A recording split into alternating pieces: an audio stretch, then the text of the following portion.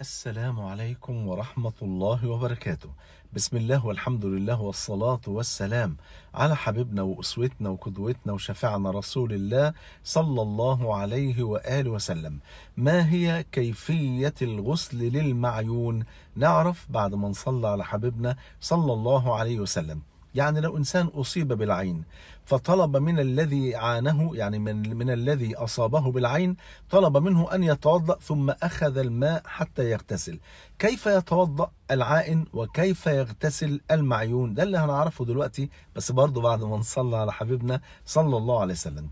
الذي أصابه بالعين يحضر إناء وفيه مية، ثم يقول بسم الله ويغسل كفيه في الماء نفسه، ثم يتمضمض برضه في الماء اللي في الإناء ده، ثم يغسل وجهه في الماء، ثم يغسل المرفق الأيمن فقط، ثم يغسل المرفق الأيسر فقط، ثم يغسل الكعب الأيمن والكعب الأيسر فقط.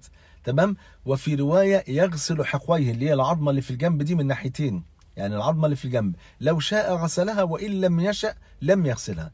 ثم يصب هذا الماء على الإنسان المصاب بالعين، لكن إن كان الأمر طبعا يعني إن شاء الله يشفى من العين بفضل الله سبحانه وتعالى، لكن إن كان هذا الأمر كما قلت سابقا سيكون سببا في الحرج أو في العداوة بين الاثنين، فمن الممكن أن يكتفي المعيون أي الذي أصيب بالعين أن يرقي نفسه بالفاتحة والمعوذات صباحا ومساء حتى ينتهي أثر العين بفضل الله سبحانه وتعالى. لأن حضراتكم عارفين في زمن الصحابة كانت القلوب صافية، يعني لو واحد راح للصحابي وقال أظن أنك أصبتني بالعين يا أخي، فأرجو أن تتوضأ وتعطيني الماء حتى أغتسل به، يقول على العين والرحب والسعة، وإن أصبتك بعين فوالله لا أقصد. يعني القلوب كانت نقية ما فيهاش أي مشاكل.